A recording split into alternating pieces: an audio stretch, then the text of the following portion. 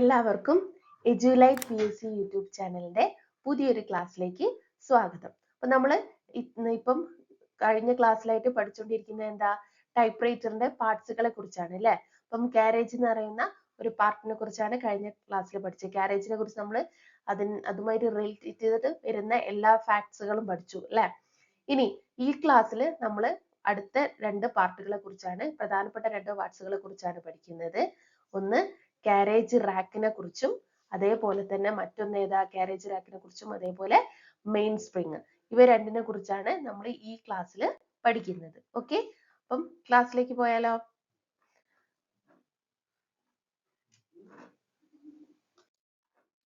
ഇതാണ് എന്ത്, carriage rack. Carriage റാക്കിനെ മാത്രം എടുത്ത് വെച്ചിട്ടുള്ള പിക്ചറാണ്. ഈ ഭാഗമാണ് എന്ത്, കാരേജ് റാക്ക്. അപ്പൊ കാരേജ് റാക്ക് ഏത് ഭാഗത്തായിട്ടാണ് ഇരിക്കുന്നത്, പീനിയൻ വീലിലാണ് അല്ലെ ഇരിക്കുന്നത് അല്ലെ. ഇതാണ് പീനിയൻ വീല്. ഇനി ഈ പീനിയൻ വീലിനെയും ഈ കാരേജ് റാക്കിനെയും ഈ എസ്കേപ്മെന്റ് വീലിനെയും തമ്മിൽ ആരാണ് കണക്ട് ചെയ്തിട്ടുള്ളത്, ഈ പീനിയൻ വീല് വഴിയാണ് കണക്ട് ചെയ്തിട്ടുള്ളത് അല്ലെ. ഓക്കെ, ഈ ഭാഗം എന്ന് പറയുന്നത് എവിടെയാണ്, ശരിക്കും കാരേജ് ഇവിടെയല്ലേ വരിക, ഈ ഭാഗത്തല്ലേ കാരേജ് വരിക. അപ്പൊ കാരേജിന്റെ തൊട്ട് താഴെയായിട്ടാണ് എന്ത് കിടക്കുന്നത്, കാരേജ് റാക്ക് സ്ഥിതി ചെയ്യുന്നത് അല്ലെ. അപ്പൊ കാരേജ് റാക്കാണിത്. കാരേജ് റാക്കിന്റെ ഇവിടെയാണ് കാരേജ് റാക്കിനെ ഇങ്ങനെ ഫിക്സ് ചെയ്ത് വെച്ചിട്ടുള്ള പീനിയൻ വീലിലാണ് ഇത് ഇരിക്കുന്നത് അല്ലെ. അങ്ങനെ ഈ പീനിയൻ വീല് ആണ് ആരെ തമ്മിൽ അങ്ങോട്ടും ഇങ്ങോട്ടും കണക്ട് ചെയ്യുന്നത്, കാരേജ് റാക്കിനെയും എസ്കേപ്മെന്റ് വീലിനെയും തമ്മിൽ ഘടിപ്പിക്കുന്നത് അല്ലെ. അപ്പം പിക്ചർ ക്ലിയർ ആണല്ലോ. ഓക്കെ, അപ്പൊ ഞാൻ പറഞ്ഞ പോയിന്റ്സിലേക്ക് നമുക്ക് പോവാം.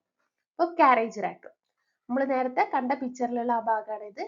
ഇങ്ങനെയാണ് ഉണ്ടാവുക. ഇതല്ലേ നമ്മളെ കാരേജ്. ഇതിന്റെ ബാക്കിലായിട്ട് അല്ലേ താഴെ ഇങ്ങനെ ഘടിപ്പിച്ചിരിക്കുന്ന ഭാഗമാണ് എന്ത്, കാരേജ് റാക്ക്. കാരേജ് റാക്കിന്റെ തൊട്ട് താഴെ ഇത് എവിടെയാണ് വന്ന് നിൽക്കുന്നത്, പീനിയൻ വീലിലാണ് അല്ലെ, പീനിയൻ വീലിലാണ്. അപ്പൊ ഈ പീനിയൻ വീലിനെയും കാരേജ് റാക്കും പീനിയൻ വീലും ഇങ്ങനെ ബന്ധപ്പെട്ട് കിടക്കുകയാണ് അല്ലെ. ഇനി ഈ പീനിയൻ വീലാണ് ഈ കാരേജ് റാക്കിനെയും ഇതിന്റെ താഴെ ഞാൻ നേരത്തെ കാണിച്ച പിക്ചറിൽ കണ്ടില്ലേ വലിയൊരു വീല്, എസ്കേപ്മെന്റ് വീല്, ആ എസ്കേപ്മെന്റ് വീലിനെയും തമ്മിൽ ബന്ധിപ്പിക്കുന്നത്. Okay, then carriage rack. ഇപ്പൊ കാരേജ് റാക്കിന്റെ മറ്റൊരു പേര്, അതായത് നമ്മൾ ടൈപ്പ് റൈറ്ററിൽ പാർട്സുകൾ പഠിക്കുന്ന സമയത്ത് മിക്കവാറും അധിക പാർട്സുകൾക്കും എന്താണ് മറ്റൊരു പേര് കൂടി ഉണ്ടാവും. അപ്പൊ എപ്പോഴും ആ ഒരു പേരിലും ചിലപ്പം എന്താവും, എക്സാമിന് ക്വസ്റ്റ്യൻ കാണും. അപ്പം നമ്മൾ പഠിച്ചത് കാരേജ് റാക്ക് മാത്രമല്ലേ, ലെറ്റർ സ്പേസിംഗ് റാക്കിനെ കുറിച്ച് ചോദിച്ചാൽ എന്ത് ചെയ്യും എന്നുള്ള ഇത് വരരുത്. അപ്പൊ ഇങ്ങനെ ചോദിക്കുക, ലെറ്റർ സ്പേസ് റാക്ക് നെയും എസ്കേപ്മെന്റ് വീലിനെയും തമ്മിൽ ആരാണ് ബന്ധിപ്പിച്ചിരിക്കുന്നത്, ആരാണ്, പീനിയൻ വീലാണ് അല്ലെ. പീനിയൻ വീല് വഴിയാണ് ബന്ധപ്പെട്ട് കിടക്കുന്നത്. അപ്പൊ നമുക്ക് ഈ ലെറ്റർ സ്പേസിംഗ് റാക്ക് എന്നുള്ള പേര് അറിയില്ലെങ്കിൽ കാരേജ് റാക്ക് മാത്രം പഠിച്ച ഒരാൾക്ക് എന്ത് ചെയ്തിട്ടില്ല, ആ ഒരു ക്വസ്റ്റ്യന് ആൻസർ ചെയ്യാൻ പറ്റിയെന്ന് വരില്ല. ഓക്കെ, അപ്പൊ ആ ഒരു മറ്റൊരു പേരുള്ളത് എന്തായാലും നമ്മൾ എന്താണ് പഠിച്ചിരിക്കണം. അപ്പം കാരേജ് റാക്കിന്റെ മറ്റൊരു പേര്, കാരേജ് റാക്ക് അല്ലെങ്കിൽ എന്താണ് പറയുക, ലെറ്റർ സ്പേസിംഗ് റാക്ക്. എവിടെയാണ് സിറ്റുവേറ്റ് ചെയ്തിരിക്കുന്നത്, കാരേജിന്റെ താഴെ ഭാഗത്തായിട്ട്.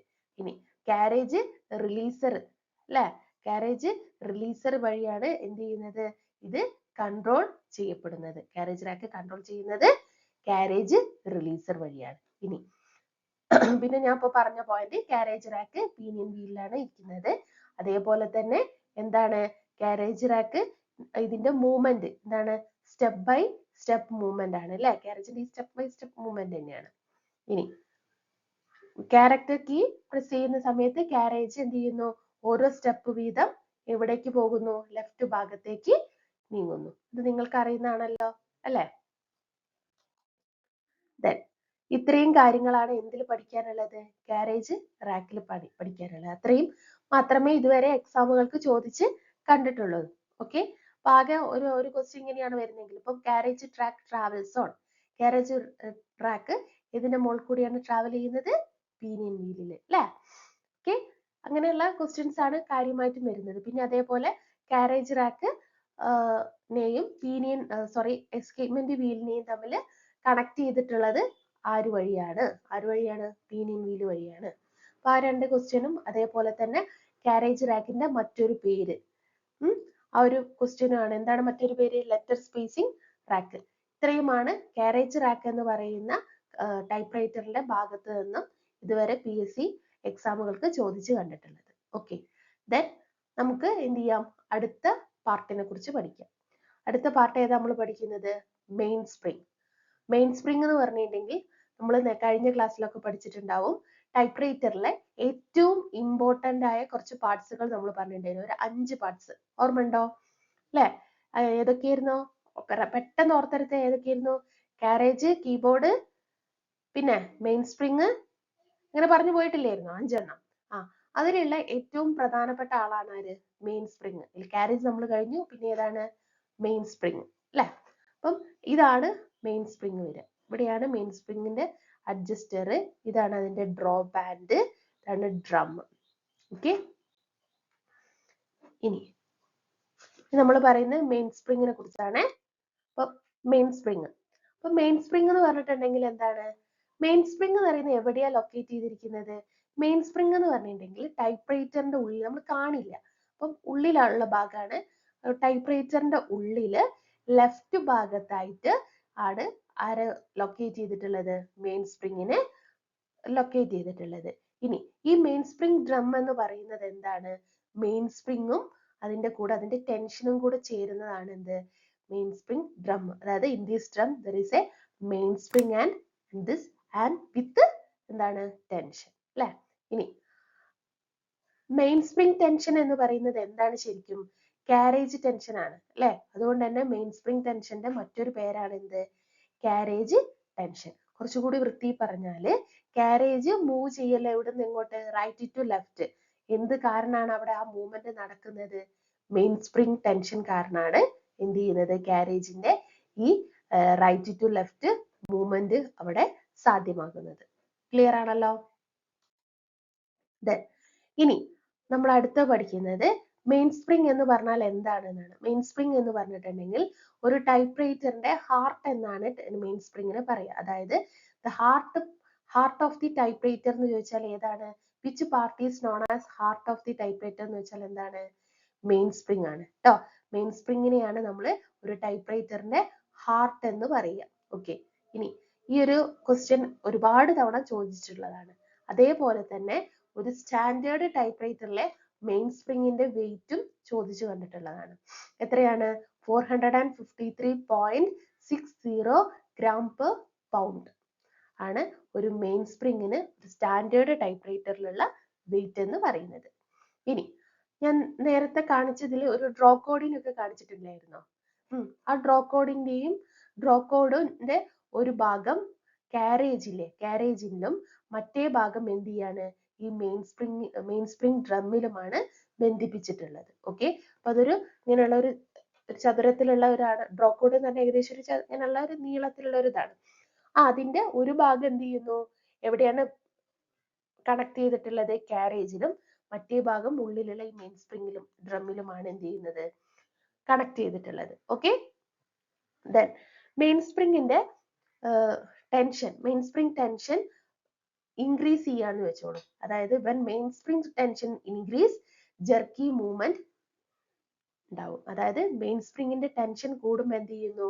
ജെർക്കി മൂവ്മെന്റ് ആണ് അവിടെ നടക്കുന്നത്. അങ്ങനെയാണ് മെയിൻ സ്പ്രിംഗിന്റെ ടെൻഷൻ കുറയുമ്പോൾ എന്താണ് വരിക? സ്ലഗ്ഗിഷ് മൂവ്മെന്റ് ആണ് നടക്കുന്നത്. ഓർത്ത് വെക്കുക, മെയിൻ സ്പ്രിംഗിന്റെ ടെൻഷൻ കൂടുമ്പോൾ ജെർക്കി മൂവ്മെന്റും മെയിൻ സ്പ്രിംഗിന്റെ ടെൻഷൻ കുറയുമ്പോൾ സ്ലഗ്ഗിഷ് മൂവ്മെന്റ്, ഇത് സ്ലഗ്ഗിഷ് നാട്ടോ, സ്ലഗ്ഗിഷ് മൂവ്മെന്റും ആണ് നടക്കുന്നത് ടൈപ്പ് റൈറ്ററിൽ. ഓക്കെ, അപ്പൊ ഇത്രയും പോയിന്റ് ക്ലിയർ അല്ലേ? നെക്സ്റ്റ് അടുത്തത് നമ്മൾ ടൈപ്പ് റൈറ്ററിന്റെ പ്രധാനപ്പെട്ട ഇതിൽ പറഞ്ഞു അല്ലെ, മോസ്റ്റ് ഇമ്പോർട്ടന്റ് ടെൻഷൻ എന്ന് പറയുന്നത്. അതായത് ഒരു ടൈപ്പ് റൈറ്ററിലെ ഇമ്പോർട്ടന്റ് ആയ ടെൻഷൻ എന്ന് പറയുന്നത് എന്താ? മെയിൻ സ്പ്രിംഗ് ടെൻഷൻ ആണ്. ഇതിന്റെ മറ്റൊരു പേരാണ് എന്ത്? Carriage tension. ക്ലിയർ? ഇനി ഒരു ടൈപ്പ് റൈറ്റർ അല്ലെ, ആ ടൈപ്പ് റൈറ്ററിലെ പ്രധാനപ്പെട്ട ഭാഗമാണ് ഇത്? Main spring. അപ്പൊ മെയിൻ സ്പ്രിംഗിന്റെ യൂസ് എന്താ ശരിക്കും അവിടെ? മെയിൻ സ്പ്രിംഗിന്റെ യൂസ് എന്ന് പറഞ്ഞിട്ടുണ്ടെങ്കിൽ കാരേജിനെ റൈറ്റ് ഭാഗത്തു നിന്നും ലെഫ്റ്റ് ഭാഗത്തേക്ക് എത്തിക്കുക എന്നതാണ് മെയിൻ സ്പ്രിംഗിന്റെ പ്രധാനപ്പെട്ട ലക്ഷ്യം. What is the use of അല്ലെങ്കിൽ മോട്ടീവ് ഓഫ് മെയിൻ സ്പ്രിംഗ് എന്ന് ചോദിച്ചിട്ടുണ്ടെങ്കിൽ എന്താണ്? Move the carriage towards left. Okay, then എപ്പോഴും ടൈപ്പ് റൈറ്ററിൽ സ്ലഗ്ഗിഷ് മൂവ്മെന്റ് എന്തിനാ കാരണമാവുക? അതായത് മെയിൻ സ്പ്രിങ്ങിന്റെ ലോ ടെൻഷൻ ആണ് ടൈപ്പ് റൈറ്ററിലെ സ്ലഗ്ഗിഷ് മൂവ്മെന്റ് കാരണമാക്കുക. ഓക്കെ, ക്ലിയർ അല്ലേ? അപ്പൊ ഇത്രയും ഭാഗങ്ങളാണ് മെയിൻ സ്പ്രിങ്ങിനെ കുറിച്ച് നിങ്ങൾ പഠിച്ചിരിക്കേണ്ടത്. ഓക്കെ, അപ്പം ഇത്രയും നമ്മളിപ്പോ ഈ ക്ലാസ്സിൽ 2 പാർട്ട് പറഞ്ഞു. ഒന്നെന്താണ് കാരേജ് റാക്കും, മറ്റൊന്ന് മെയിൻ സ്പ്രിങ്ങും. ഓക്കെ, അപ്പൊ നമ്മൾ പറഞ്ഞ കാരേജ് റാക്കിനെ കുറിച്ചും മെയിൻ സ്പ്രിങ്ങിനെ കുറിച്ചും പഠിച്ചത് ഒന്നുകൂടി റിപ്പീറ്റ് ചെയ്ത് പറയാം. അപ്പം ഞാൻ എല്ലാ ക്ലാസ്സിലും പറയുന്നത് പോലെ തന്നെ എന്ത് ചെയ്യുക, ക്ലാസ് ഒരു തവണ കേട്ടാലൊന്നും ഈ ഒന്നാമത്തത് ഇതിലുള്ള ഓരോ വാക്കുകളും നിങ്ങൾക്ക് പുതിയതായി ഫെമിലിയർ ആയിരിക്കില്ല. അപ്പൊ അത് നന്നായി ഫെമിലിയർ ആവണമെങ്കിൽ ക്ലാസ് റിപ്പീറ്റ് ചെയ്ത് കേൾക്കണം. പ്ലസ് അതേപോലെ തന്നെ ഏത് ഇതിന് പഠിക്കുകയാണെങ്കിലും ക്ലാസ് മാത്രം കേട്ടിട്ട് കാര്യമില്ല. കോമ്പറ്റേറ്റീവ് എക്സാമിന് പ്രീവിയസ് ക്വസ്റ്റ്യൻസ് പഠിക്കുക എന്നുള്ളത് ഇമ്പോർട്ടൻ്റ് ആയ കാര്യമാണ്. അതുകൊണ്ട് പ്രീവിയസ് ക്വസ്റ്റ്യൻസ് പഠിക്കണം. അപ്പൊ അതിന് വേണ്ടിയിട്ട് നമ്മളെ ചാനലിൽ തന്നെ നമ്മൾ ടൈപ്പിസ്റ്റിന്റെ ഇതുവരെ നടന്ന എക്സാമുകളുടെ ടൈപ്പ് റൈറ്റിംഗിന്റെ ഭാഗത്തു നിന്നുള്ളതും അതേപോലെ കമ്പ്യൂട്ടറിന്റെ ഭാഗത്തു നിന്നും വരുന്നതായിട്ടുള്ള എല്ലാ ക്വസ്റ്റ്യൻസും കൂടെ ഉൾപ്പെടുത്തിയിട്ട് ഒരു 500-ലധികം ക്വസ്റ്റ്യൻസ് ഉണ്ട്. അതെല്ലാം കൂടെ ഉൾപ്പെടുത്തി ഒരു വീഡിയോ പ്രിപ്പയർ ചെയ്തിട്ടുണ്ട്. ആ വീഡിയോന്റെ ക്ലാസ്സിന്റെ ലിങ്ക് കൂടി ഞാൻ ഈ ഡിസ്ക്രിപ്ഷൻ ബോക്സിൽ ആഡ് ചെയ്യാം. അതുകൂടി നിങ്ങൾ ചെയ്യണം. അതായത് ഞാൻ എല്ലാ ക്ലാസ്സിലും എന്താ പറയുന്നത് വെച്ചാല് നമ്മൾ പഠിക്കുന്ന ഓരോ ക്ലാസ്സിലെയും ഓരോ ഇപ്പം ഭാഗങ്ങളല്ലേ പഠിക്കുന്നത്, ഈ ഭാഗങ്ങളൊക്കെ ബേസ് ചെയ്തിട്ടുള്ള ക്വസ്റ്റ്യൻസ് അവിടെ നമ്മൾ ഡിസ്കസ് ചെയ്യുന്നുണ്ട്. അപ്പൊ നിങ്ങൾ ഈ ഒരു ക്ലാസ് കേട്ട് അതുകൂടി നിങ്ങൾ കേൾക്കുകയാണെങ്കിൽ എന്താവും, ആ ഭാഗം നിങ്ങൾക്ക് തറവും. പിന്നെ അതുമല്ല എപ്പോഴും റിപ്പീറ്റ് ചെയ്ത് ക്വസ്റ്റ്യൻ തന്നെ കേൾക്കുമ്പോൾ വീണ്ടും എന്താവും, നിങ്ങൾക്ക് ആ ക്വസ്റ്റ്യൻ വളരെ ഫെമിലിയർ ആവും. അപ്പൊ ക്വസ്റ്റ്യൻ വരുമ്പോൾ തന്നെ അതിന്റെ ആൻസർ നമുക്ക് പെട്ടെന്ന് ക്യാച്ച് ചെയ്തെടുക്കാൻ പറ്റും. അങ്ങനെയാണെങ്കിൽ മാത്രമേ എക്സാമുകൾ പോയിട്ടുണ്ടെങ്കിൽ നമുക്ക് അതിനനുസരിച്ച് പെർഫോം ചെയ്യാൻ പറ്റുള്ളൂ. മറ്റ് കാര്യങ്ങളെ കുറിച്ച് അറിയാം, അതിനെക്കുറിച്ച് ബോധം ഉണ്ടെന്ന് പറഞ്ഞാലും എക്സാമിന് ചെല്ലുമ്പോൾ എക്സാം ഹാളിൽ എത്തുമ്പോൾ എന്താവും, നമുക്കൊരു തപ്പരിപ്പായിരിക്കും. അതാണോ ഇതാണോ എന്നുള്ളൊരു സംശയം വരും ഓപ്ഷൻസ് കാണുമ്പോൾ. ക്ലിയർ? അപ്പൊ ഇങ്ങനെ ചെയ്യുമ്പോൾ എന്താണ്, ഇങ്ങനെ ചെയ്ത് ഫെമിലിയർ ആവുമ്പോൾ നമുക്ക് എക്സാം ഹാളിൽ നിന്നുള്ള ആ ടെൻഷനും അതേപോലെ നമുക്ക് ആൻസർ കിട്ടായ്മയും ഒന്നും ഉണ്ടാവില്ല. ക്ലിയർ? അപ്പൊ നമുക്ക് ഒന്നും കൂടി ഈ കേട്ടതൊക്കെ ഒന്നും കൂടി എന്ത് ചെയ്യാം, റിപ്പീറ്റ് ചെയ്യാം. ഓക്കെ, അപ്പോൾ നമ്മൾ പഠിച്ചത് ഇന്ന് കാരേജ് റാക്കിനെ കുറിച്ചും അതേപോലെ മെയിൻ സ്പ്രിങ്ങിനെ കുറിച്ചുമാണ്. അപ്പം കാരേജ് റാക്ക് എന്ന് പറയുന്നത് എന്തായിരുന്നു? കാരേജ് റാക്ക് എന്ന് പറയുന്നത് അല്ലെ, കാരേജ് റാക്ക് എവിടെയാണ്? കാരേജ് റാക്കിന്റെ മറ്റൊരു പേരാണ് എന്തായിരുന്നു? ഓർത്തെടുക്കുക അല്ലെ. കാരേജ് റാക്ക് എവിടെയാണ് സിറ്റുവേറ്റ് ചെയ്തിരിക്കുന്നത്? പീനിയൻ വീലിലാണ്. കാരേജ് റാക്കിനെയും എസ്കേപ്മെന്റ് വീലിനെയും കണക്ട് ചെയ്യുന്നത് ആരാണ്? പീനിയൻ വീലാണ് അല്ലെ. കാരേജ് റാക്കിന്റെ മറ്റൊരു പേര് കിട്ടിയോ? ലെറ്റർ സ്പേസിംഗ് റാക്ക് അല്ലെ. Letter spacing rack. അപ്പൊ ഈ ലെറ്റർ സ്പേസിംഗ് റാക്ക് എവിടെയാണ് ഉള്ളത്? കാരേജിന് താഴെയായിട്ടാണ് ആര് വരുന്നത്? ലെറ്റർ സ്പേസിംഗ് റാക്ക് വരുന്നത്. കാരേജ് റിലീസർ ഉപയോഗിച്ചിട്ടാണ് ഇത് എന്ത് ചെയ്ത് കൺട്രോൾ ചെയ്യപ്പെട്ടിരിക്കുന്നത്.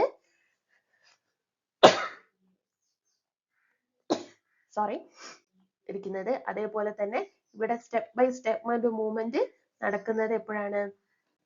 ഈ കാരേജ് റാക്കിലൂടെയാണ്. Okay, then next main spring. Main സ്പ്രിങ്ങിന്റെ എന്താണ് പ്രത്യേകത? ഇതാണ് ഞാൻ പറഞ്ഞില്ലേ, ഡ്രോ കോഡ്. ഇതിന്റെ ഡ്രോ കോഡിന്റെ ഒരു ഭാഗം എന്ത് ചെയ്യുന്നു? മെയിൻ സ്പ്രിങ്ങിലും മറ്റേ ഭാഗം എവിടെയും കണക്ട് ചെയ്യുന്നു? കാരേജിലുമാണ് കണക്ട് ചെയ്തിട്ടുള്ളത്. ദെൻ മെയിൻ സ്പ്രിങ് പൊട്ടിപ്പോയിട്ടുണ്ടെങ്കിൽ എന്താണ്? കാരേജിന്റെ സ്റ്റെപ്പ് ബൈ സ്റ്റെപ്പ് മൂവ്മെന്റ് നടക്കുമോ? ഇല്ല അല്ലെ. മെയിൻ സ്പ്രിങ് പൊട്ടിപ്പോയിട്ടുണ്ടെങ്കിൽ ഈ കാരേജിന്റെ സ്റ്റെപ്പ് ബൈ സ്റ്റെപ്പ് മൂവ്മെന്റ് നടക്കില്ല.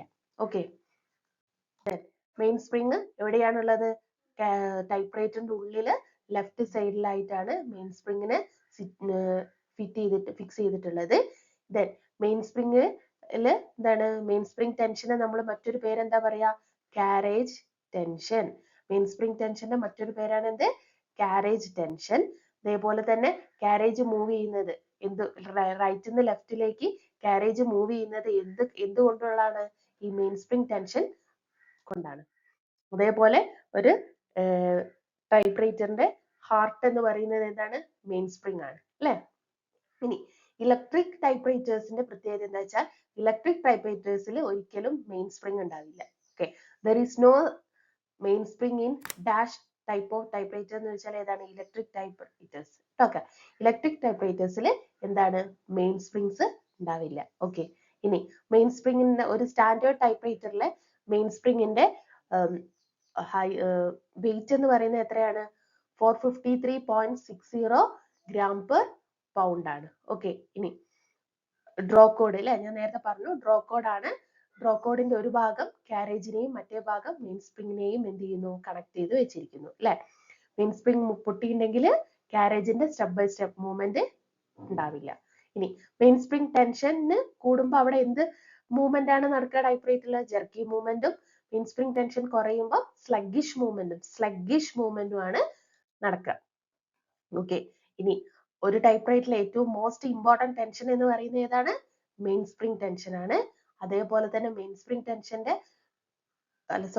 സ്പ്രിങ്ങിന്റെ പ്രധാന ലക്ഷ്യം അല്ലെ മോട്ടീവ് എന്ന് പറയുന്നത് കാരേജിനെ റൈറ്റ് ഭാഗത്ത് നിന്നും ലെഫ്റ്റ് ഭാഗത്തേക്ക് എത്തിക്കുക എന്നുള്ളതാണ് അല്ലെ.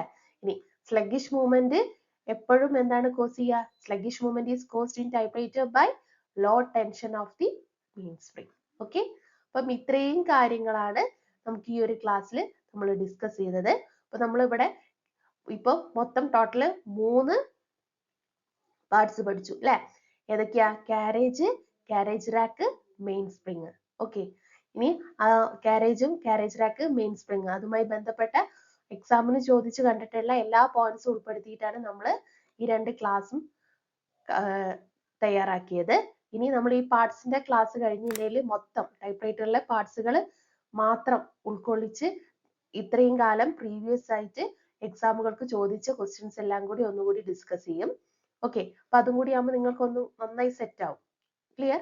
അപ്പൊ ക്ലാസ് ഓരോ വാക്കുകളും, അതായത് സ്ലഗ്ഗിഷ് മൂവ്മെന്റും ജെർക്കി മൂവ്മെന്റ്, അതേപോലെ കാരേജ് റാക്കിന്റെ മറ്റൊരു പേരൊക്കെ എന്തായിരിക്കും? നിങ്ങൾക്ക് പുതുമയുള്ളതായിരിക്കും. അപ്പൊ അത് ഓരോന്നും കേൾക്കുക, വീണ്ടും റിപ്പീറ്റ് ചെയ്ത് കേൾക്കുക, എന്നിട്ട് എഴുതി വെച്ച് പഠിക്കുക. ഓക്കെ, ഇനി അടുത്തൊരു ടൈപ്പ്റൈറ്ററിന്റെ മറ്റൊരു ഭാഗത്തെ കുറിച്ചുള്ള ക്ലാസ്സുമായിട്ട് നമുക്ക് അടുത്ത ക്ലാസ്സിൽ കാണാം. Okay, thank you.